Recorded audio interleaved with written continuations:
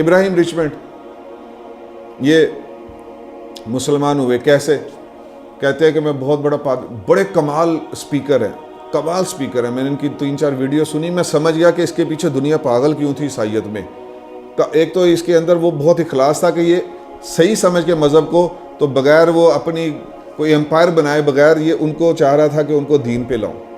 تو کہتے ہیں مجھے خواب آیا ایک دن رات کو کہ اپنے چرچ میں آنے والوں کو سفید کپڑے پہناؤ. میں نے کہا ٹھیک ہے. پھر خواب آنا، یہ مستقل آنا شروع ہو گیا. کہتے ہیں کہ جب وہ مجھے خواب چند دن آیا تو ویڈیو میں کہتے ہیں میں نے ایسے اپنا ہاتھ پھیرا، میں نے کہا اوہ مجھے کہا جا رہا ہے کہ ان کو مسلمان کا کلمہ پڑھا دوں. اور قصہ مختصر، خود بھی مسلمان ہوئے اور اس کے بعد ان کے ہاتھ پہ وہ ان کے چرچ تھا اور اس کے ہاتھ کے اوپر 1 لاکھ لوگ مسلمان ہو چکے. 1 سال میں 1 لاکھ کی کمائی اللہ نے اس کو کیوں دی؟ ان کی ویڈیوز دیکھیں آپ کو پتہ چل جائے گا. مجھے کیوں نہیں ملتی یہ بھی آپ کو پتہ چل جائے گا. مجھے جو ان کی بات نے رلا دیا کہ یہ جب پہلی دفعہ قبول کرنے کے بعد ان کو جب سعودی رائل فیملی کو پتہ چلا یا ان کی حکومت کو پتہ چلا، انہوں نے ان کو اسٹیٹ گیسٹ کے طور پہ عمرہ کروایا.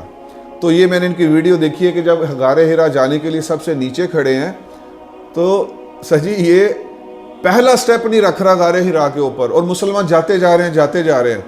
تو یہ روتا جا رہا ہے اور یہ کہہ رہا ہے کہ یہ جا سکتے ہیں، یہ اس نبی کا کلمہ پڑھنے والے، میں تو آج مسلمان ہوں. اور روتا جا رہا ہے کہ میری اوقات ہی نہیں ہے کہ میں اس مٹی پہ پاؤں رکھ دوں. تسی میں دوڑ کے چڑھ جانے ہیں کیونکہ پلے کچھ نہیں ہے نا. اور وہ کہتا ہے کہ میں کھڑا نظر آ رہا ہے، ویڈیو میں کھڑے ہیں، نہیں جاؤں گا اوپر. میرے جیسا بندہ اوپر جائے، محمد عربی صلی اللہ علیہ وسلم کی اس غار تک جائیے.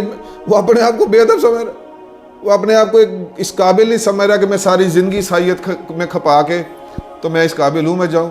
تو وہ نیچے کھڑا ہے، اس کو کہا جا رہا ہے اوپر جاؤ، کہتے ہیں کیسے چلا جاؤں. تو کس لیول کا بندہ یہ بدلا ہے اور کس لیول پہ یہ بدلے گا لوگوں